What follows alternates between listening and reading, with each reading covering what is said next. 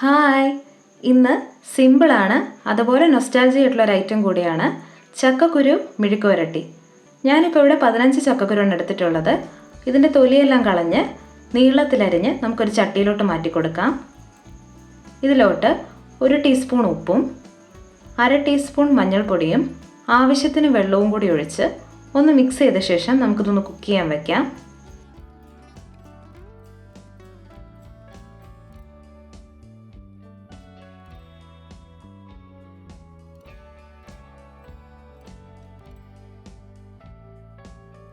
ഇപ്പോൾ ഇതിലെ വെള്ളം എല്ലാം നന്നായിട്ട് വറ്റി വന്നിട്ടുണ്ട്. ഒന്ന് ഇളക്കിയ ശേഷം ഇതിൻ്റെ പാകം നോക്കാം. 1/4 ഭാഗം വേവാകുമ്പോൾ ഗ്യാസ് ഓഫ് ചെയ്യാം. ഇനി ഒരു പാൻ അടുപ്പിൽ വെച്ച് ഇതിലോട്ട് 2 ടേബിൾ സ്പൂൺ വെളിച്ചെണ്ണ ചേർക്കാം. എണ്ണ ചൂടാവുമ്പോൾ ഇതിലോട്ട് 1/2 ടീസ്പൂൺ കടുക് ചേർത്ത് കൊടുക്കാം. കടുക് പൊട്ടിയ ശേഷം ഇതിലോട്ട് 8 അല്ലി ചെറിയുള്ളിയും 4 അല്ലി വെളുത്തുള്ളിയും ചതച്ചത് ചേർത്ത് നന്നായിട്ടൊന്ന് വഴറ്റി കൊടുക്കാം.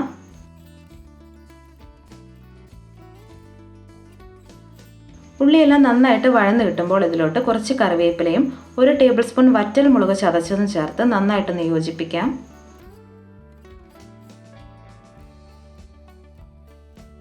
ഇനി ഇതിലോട്ട് കളറിന് ആവശ്യത്തിനുള്ള 1 ടീസ്പൂൺ കാശ്മീരി ചില്ലി പൗഡർ ചേർത്ത് നന്നായിട്ടൊന്ന് മിക്സ് ചെയ്യാം.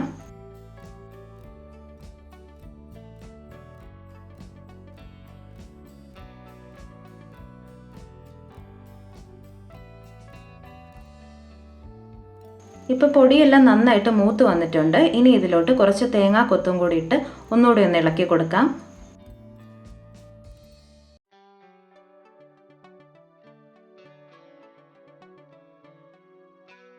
ഇനി ഇതിലോട്ട് നമ്മൾ വേവിച്ച് വെച്ചേക്കുന്ന ചക്കക്കുരു ഒഴിച്ചു കൊടുക്കാം. നന്നായിട്ടൊന്ന് മിക്സ് ചെയ്യാം.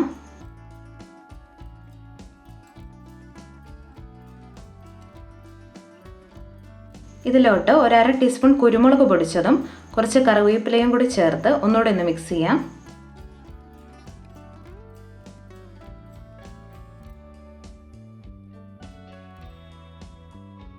ഇപ്പോൾ നമ്മുടെ ചക്കക്കുരു മെഴുക്ക് വരട്ടി റെഡി ആയിട്ടുണ്ട്. ഇപ്പോൾ ചക്കയുടെ സീസണൊക്കെയാണ്. അപ്പോൾ എല്ലാവർക്കും ചക്കക്കുരു ഒക്കെ കിട്ടാൻ ചാൻസ് ഉണ്ട്. എല്ലാവരും ഒന്ന് ട്രൈ ചെയ്ത് നോക്കണം. Thank you for watching.